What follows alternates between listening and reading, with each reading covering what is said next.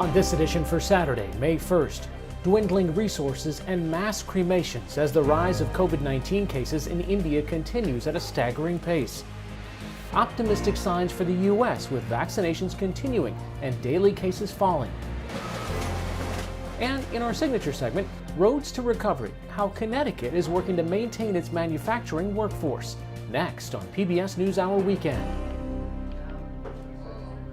PBS NewsHour Weekend is made possible by Sue and Edgar Wachenheim III, the Anderson Family Fund, Bernard and Denise Schwartz, the Cheryl and Philip Milstein family, the JPB Foundation, Barbara Hope Zuckerberg, the Leonard and Norma Clorfine Foundation, the Peter G. Peterson and Joan Gantz Cooney Fund, the estate of Worthington Mayo Smith. We try to live in the moment, to not miss what's right in front of us. At Mutual of America, we believe taking care of tomorrow can help you make the most of today. Mutual of America Financial Group, retirement services and investments. For 25 years, Consumer Cellular's goal has been to provide wireless service that helps people communicate and connect. We offer a variety of no-contract plans, and our U.S.-based customer service team can help find one that fits you. To learn more, visit consumercellular.tv.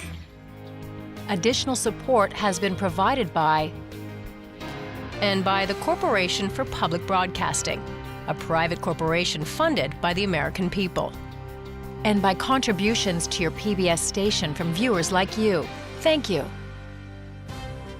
Good evening and thank you for joining us. Nearly 40% of all adults in the United States are now fully vaccinated against the coronavirus, according to data from the Centers for Disease Control and Prevention.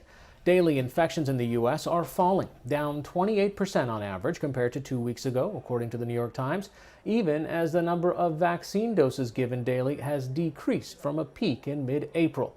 Today, Delta Airlines began filling its middle seats. That's the final U.S. airline to end social distancing on planes.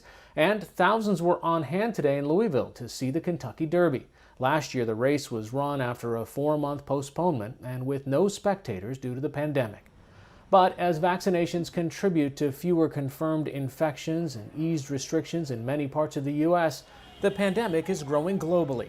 In India, a huge surge in coronavirus cases continues, with more than 400,000 confirmed infections reported today, another daily record. Officials in India also announced another 3,200 deaths, bringing the official total to more than 211,000, a number experts say is far below the real number of lives lost. The spike in cases comes as hospitals in many of India's states deal with overcrowding and shortages of oxygen. I haven't got any oxygen at all now. That's why I've put her in a prone position, so that she can feel some relief. Her oxygen level is at 70 right now. Medical supplies from around the world are arriving in India, including from the United States. Yesterday, the U.S. became the latest country to restrict travel from India because of the spike in cases. Overnight, at least 18 patients were killed when a COVID ward caught fire at a hospital in the western state of Gujarat. Officials are blaming the blaze on an oxygen leak and said more than 30 patients were rescued. The fire comes a week after a blaze in a hospital near Mumbai killed 13 COVID-19 patients. As cases spike, India expanded vaccine eligibility today to all adults, even as officials in some parts of the country warned that they did not have enough supplies. We'll have more on the situation in India after the news summary. Today marks the formal start of President Biden's withdrawal of U.S. troops from Afghanistan. An agreement with the Taliban and the Trump administration had set May 1st as the date for complete withdrawal. President Biden announced that deadline is now September 11th. On Thursday, the White House confirmed that the drawdown has already started for the roughly 2,500 American troops still serving in what is now the longest war in U.S. history. Across the country, U.S., Afghan, and NATO forces are on high alert. The Taliban threatened unspecified consequences for the delayed troop withdrawal, and they are continuing to boycott a conference in Turkey that was supposed to restart peace talks last month. Voters in the 6th Congressional District in Texas are choosing a new representative from a crowded field today. The special election will fill the seat of the late Republican Congressmember Ron Wright, who died in February after being diagnosed with the coronavirus. There are 23 candidates in the race, including Wright's widow, Susan Wright, who former President Donald Trump endorsed on Monday. The district southeast of Fort Worth has become more competitive in recent years. In 2016, Mr. Trump carried it by 12 points, but won by only 3 in 2020. If no candidate today gets more than 50% of the vote, the race will go to a 2-candidate runoff. The 4 astronauts ready to return to Earth in the SpaceX Dragon capsule spent some extra time in the International Space Station today. High winds on Earth delayed their planned splashdown to just before 3 a.m. tomorrow. The capsule, called Resilience, will carry Crew 1, the first crew to travel to the International Space Station via private spacecraft. The crew is scheduled to leave the space station tonight and land in the Gulf of Mexico off Florida 6.5 hours later. It will be the first NASA spaceflight to splash down in darkness since Apollo 8 in 1968, 53 years ago.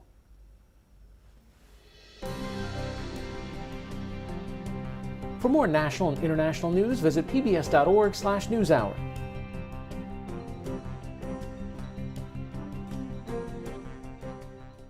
The alarming rise of COVID-19 cases and deaths in India is overwhelming the country's resources, forcing extensions on shutdowns and restrictions on travel from the country. For more on the worsening crisis there, I spoke with PBS NewsHour weekend digital producer Pavni Mittal, who's in New Delhi. Pavni, you're in New Delhi. What's the situation on the ground? We see and hear about these staggering numbers. We see images of crematoriums working overtime, but what's it like on the street? The numbers, as you can see, as you know, have been climbing, but there's enough evidence to show that these numbers, both in terms of the cases as well as the death toll, are underreported. These numbers do not take into account people who've died at home, or worse, people who've, died waiting outside hospitals, because that's also what's happening. Pyres are burning through the night.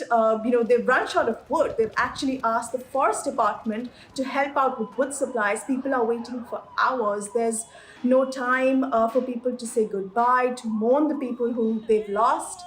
There's really no dignity for the dead, but also no dignity for the people who really gone through the trauma, the living.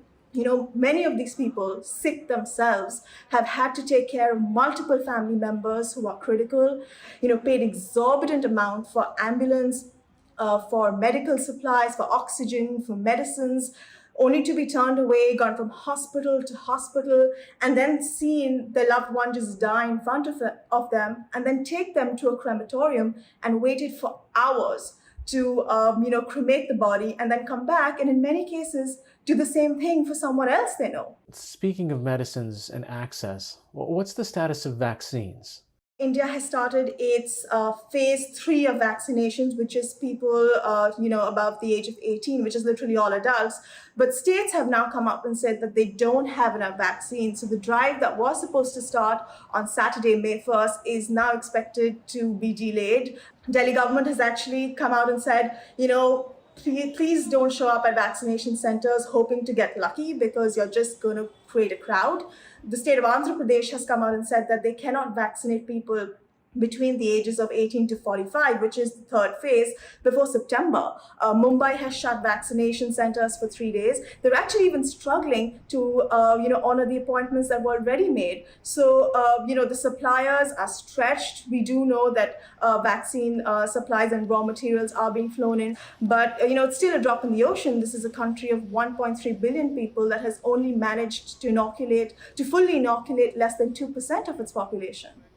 Tell me a little bit about how this frustration is translating politically, because most people in the U.S., there's an election going on. It's different from how it's handled in the United States, but there have been rallies by the Prime Minister and other politicians during this time. There's just a lot of anger. We've been seeing videos, we've been talking to people who just see a state that has failed to, forget even help them, acknowledge what's going on. Rallies were being held just 2 or 3 days before the final poll. So it's not as if, the rallies were stopped way in advance when the numbers started climbing up. And we don't know what this is going to do to the ruling party at all, because, the next big election for them is only a few years apart. But there is a lot of anger. What's surprising is, as early as a month ago, there was a sense of confidence that India had beat this. India was handing out vaccines to other countries. And here we are. In hindsight, people are like, okay, where were the authorities? Because, just because you claim that you beat a pandemic doesn't really mean that the virus has gone away. The virus has done what it has done world over through history. It has mutated, it has silently circulated, and now it has exploded. The sense is that the authorities were caught off guard, but, they had, to be really honest, no business doing that, because the cases had been climbing for a while. What you're seeing is a complete collapse of the medical system and complete lack of responsibilities from authorities across the levels. Pavni, tell me a little bit about what kinds of precautions are you, your family members taking on a day-to-day basis? Well, we're locked in. So Delhi's had a lockdown. To be really honest, I've been fully vaccinated before I came in. My father's been fully vaccinated and my mother's had one shot. Now, we don't know when she'll get her second shot because she has the Covaxin and supplies are low, as we know. But we're not, I think I've stepped out of my house 3 times, twice just within the complex and once to the airport in the car. Pavni Mittal joining us from New Delhi. Thanks so much.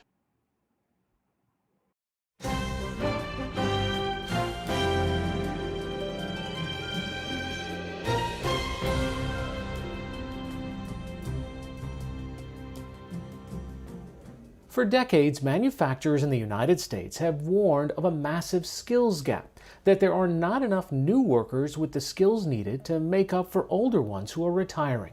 President Biden has proposed $100 billion for workforce training over the next 10 years as part of the American Jobs Plan, a plan he touted during his address to Congress earlier this week. Nearly 90% of the infrastructure jobs created in the American Jobs Plan do not require a college degree. 75% don't require an associate's degree. The American Jobs Plan is a blue-collar blueprint to build America. That's what it is. In this installment of our series, Roads to Recovery, Christopher Booker reports from southwestern Connecticut on how the pandemic has accelerated a push to improve and expand training for the state's manufacturing workforce. This story is part of our ongoing series, Chasing the Dream, Poverty and Opportunity in America. There's much to be read in Bigelow's tea leaves. Watching the tea bags being manufactured in this Fairfield, Connecticut factory is to see a collision between the past and the present. The final product would not be unfamiliar to Ruth C. Bigelow, who started this company nearly 80 years ago. But the speed and mechanization of producing 460 million tea bags a year with just 100 workers is entirely new. When we first started, the business was built on women whose kids were in school and the hours that they were able to work. And those hours were the hours they came in. Cindy Bigelow is Ruth's granddaughter and the CEO of Bigelow Tea, which in addition to this plant, also has production facilities in Louisville, Kentucky and Boise, Idaho. How hard is it to find and retain talent, particularly in the manufacturing sector? It is a challenge, and the pandemic made it more challenging. The factories never shut down, even as the market for tea changed. Demand increased at home but cratered at the office. That, combined with the pandemic itself, put extra pressure on Bigelow's workforce. When you think about manufacturing, you recognize that it's a disciplined profession. You have to be here on time, you have a certain number of hours, you're working on lines with other individuals, there's a real collaboration. And so when you have a pandemic hit and all of a sudden transportation has gotten more challenging, childcare was devastated, that impacts the employees and impacted our ability to be able to retain and keep and hire individuals. Even before the pandemic, Bigelow says the company was always looking for new workers. And like other manufacturers, its workforce is aging. A lot of our mechanics have been here 20, 25 years, and they're working toward retirement. So we need to make sure we're getting people in here, and they have to have what we call sort of soft skills, and they have to have sort of the mechanical and electrical aptitude. But in Connecticut, like every state in America, there are not enough people with these skills. I'm going to write the same program, but I'm going to adjust for the tools. About 15 miles from Bigelow's Fairfield plant, a small group of aspiring machinists is getting their first exposure to computerized machining tools after 5 weeks of virtual classes. Funded by grants from the federal government and Connecticut's Department of Labor, and in partnership with companies like Bigelow, the 8-week pre-apprenticeship class provides training in soft skills and industrial safety. That's in addition to hands-on training with tools, blueprint reading, and machine programming. Is this the first time you had thought about pursuing something like this? Yes, this has been the first. I never knew anything about manufacturing. If all goes well, 24-year-old Kyla McClintock will be a full-time apprentice in a matter of weeks. She attended some college after graduating high school, but didn't graduate and has student debt. And she lost her job in a deli last March due to the COVID shutdown. I just want to be situated. And I know with this trade, I can further in it, and I know I can make some type of living off of it. A crucial part of the training equation is additional funding for supplies and fees, as well as childcare and transportation. McClintock lives about 30 miles away, and the program provides a ride to and from each in-person class. If you had not had that transportation, do you think you'd be able to get here? It would be a struggle without them, a struggle. At the end of 8 weeks, McClintock will have a certificate from the National Institute of Metalworking Skills and be connected with a local employer like Bigelow, where she will complete an apprenticeship lasting at least a year, a paid job that also commits to providing structured, on-the-job training and mentorship. While the idea for this program began before the pandemic, Joe Carbone, CEO of The Workplace, a Fairfield County-based nonprofit administering the program, says training like this has taken on new importance after the disruption of the last 13 months. And when you look in Connecticut at the people that are right now collecting unemployment benefits, 2/3 are people that earned $35,000 a year or less in 2019. To the extent we can help to move people up, feeding the kind of skills that are needed for these jobs that you can do an apprenticeship program, they are that buffer between people that are unskilled and where you could begin to move up the ladder to feed into the industries that are growing and are paying reasonably good wages. And officials in Connecticut are hoping that manufacturing, which makes up about 10% of the state's workforce, with an average wage of nearly $20 an hour, may provide that bridge. The pandemic has been really a catalyst to get people focused on workforce development. Colin Cooper is Connecticut's chief manufacturing officer. He was appointed by Governor Ned Lamont in 2019 to serve as the state's advocate for manufacturing, after a career running an aerospace manufacturing company. It's the first position like this in the country. We graduate approximately 9,000 high school students a year that don't go on to college or the military. So those students are at risk of being underemployed if they don't get additional training. And we look at that as a river of talent coming out of our high school systems that we need to access that talent and get them the opportunity to get some of this training. And they need to do it fast. 35% of our manufacturing workforce is 55 years or older. So we have a lot of attrition from retirement, and those happen to be the most highly skilled, experienced workers that are retiring. And so we're focused on incumbent worker training as well as training new entrants into manufacturing. Sounds like a remarkably complicated task, because on one hand, you have such a large portion of the working population coming towards retirement, coupled with a pretty dramatic change in technology and what those skills that are needed for these jobs. Yes, yeah, exactly right. I mean, we have sort of a generational shift in terms of all these digital technologies that are coming to bear in the manufacturing environment.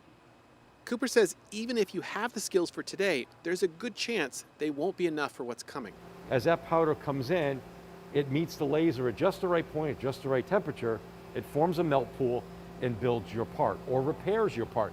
Ron Angelo is the CEO of the Connecticut Center for Advanced Technology, or CCAT. The nonprofit was founded in 2004 with a federal grant to combat the loss in manufacturing jobs overseas and prepare Connecticut companies and the workforce for the manufacturing jobs of tomorrow. This is the thing with the pandemic, as horrible as it is, what type of opportunities can come out of it? Including unprecedented amounts of funding from the federal government. Last September, CCAT launched a program called Rev Up, subsidizing wages for Connecticut manufacturing companies that brought back furloughed or laid off employees and provided them with additional training. The program was funded using nearly $750,000 from the 2020 COVID Aid, Relief, and Economic Security, or CARES Act. The money helped bring back 6 employees to Bristol's DeCruz Manufacturing, who were laid off when business took a hit during the pandemic. Husband and wife Victor and Betty DeCruz run the company. We had, our supervisor coming in and saying, I don't have enough work. We had to, make some changes in order to, deal with our new reality. We had some people test positive here, and we immediately shut down for 6 days, and it was just all very scary throughout. Orders for precision machine parts started to pick up in the fall, and the DeCruzes said financial support from Rev Up gave them the confidence to bring people back to work sooner. Today they have about 40 employees, still down from a peak of 48 in 2018. There's just a lot of unknowns. This is a pandemic. And so having some support from the state was great. And the thing is that, we had laid off these people and we wanted to bring them back as soon as possible, because before they would be, taken by someone else. The biggest hindrance for us to grow is lack of technical skills and finding people. We can get work, we can get machines, but you can't get people. Rev Up ended at the end of 2020, the date when all CARES Act money had to be spent. Right now we're standing in our Advanced Design Automation and Metrology Lab. But Ron Angelo is hopeful that funds from the American Rescue Plan, enacted in March, will provide additional support. Now we're talking about a Rev Up program that will go maybe a couple years, where the last one we really only had about 6 months to implement. So once we get that, it's like putting gasoline on the fire. There's so much demand. We know the workforce that's out there that wants to get back to work, the company that needs them back. All we need to do is get that capital deployed for the companies, and we'll start bringing a lot of people back to work. And Victor DeCruz knows that employers can be a crucial part of that training process. He got his start after completing an apprenticeship in 1976. I came up through that. I actually made a business out of it. I've been a job creator for 40 years now, and I'm very proud of that. This is the kind of future that aspiring machinist Kyla McClintock is hoping for. I just can't wait to have that certificate in my hand to say I finished, It gets my life on track, where it should be, It's been a very struggle for me. So it's like, I need this. This is PBS NewsHour Weekend, Saturday. Finally tonight, we've reported on the benefits of mangrove trees in the southeastern United States in the battle to turn back climate change and protect coastlines. In Indonesia, there's a new campaign to restore mangroves, and one man is turning to puppets and humor to get the trees the attention they deserve. NewsHour Weekend's Yvette Feliciano reports. The sign reads, "Traveling Fairy Tales," and the rhino hat he wears is meant to call attention to one of Indonesia's endangered species. When I decided to make this traveling fairy tale, it was my hope that the children I meet could become heroes for their environment, heroes for saving Indonesian rare animals, Indonesian forests, and preserving mangroves in our country. Sam Sudin, an environmental activist who goes by one name, travels through villages like this one in the coastal region southeast of Jakarta. In addition to rising sea levels due to climate change, illegal logging and construction of fish farms are also contributing to coastal erosion, threatening lives and livelihoods. One of the functions of mangroves is that they can act as a barrier to the strong waves from the ocean when they grow up, so waves will not destroy the land, as there can be a lot of erosion on land caused by those big waves. The island nation still has more than 8 million acres of mangroves, but hundreds of thousands of acres are damaged or in critical condition. A government-backed restoration project is underway, but not everyone is a supporter. People think we are crazy, and what we do is unuseful. And they see mangrove planting as a disturbance, so after we planted, a lot of it was pulled out. But that's a challenge, and we have to keep doing it. Sam Sudin and his team plan to keep spreading the word and planting saplings to reinforce the message that mangroves can be climate change heroes.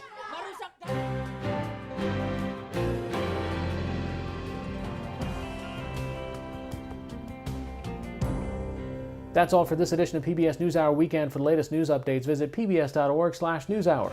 I'm Hari Srinivasan. Thanks for watching. Stay healthy and have a good night.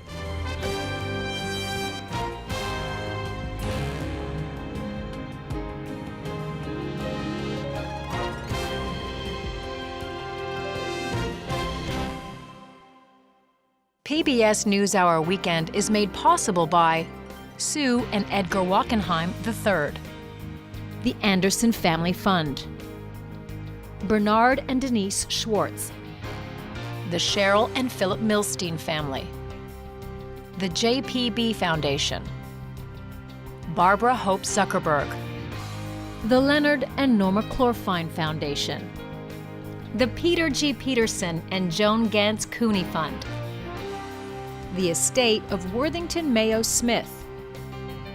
We try to live in the moment, to not miss what's right in front of us. At Mutual of America, we believe taking care of tomorrow can help you make the most of today. Mutual of America Financial Group, retirement services and investments. Additional support has been provided by Consumer Cellular and by the Corporation for Public Broadcasting, a private corporation funded by the American people. And by contributions to your PBS station from viewers like you. Thank you.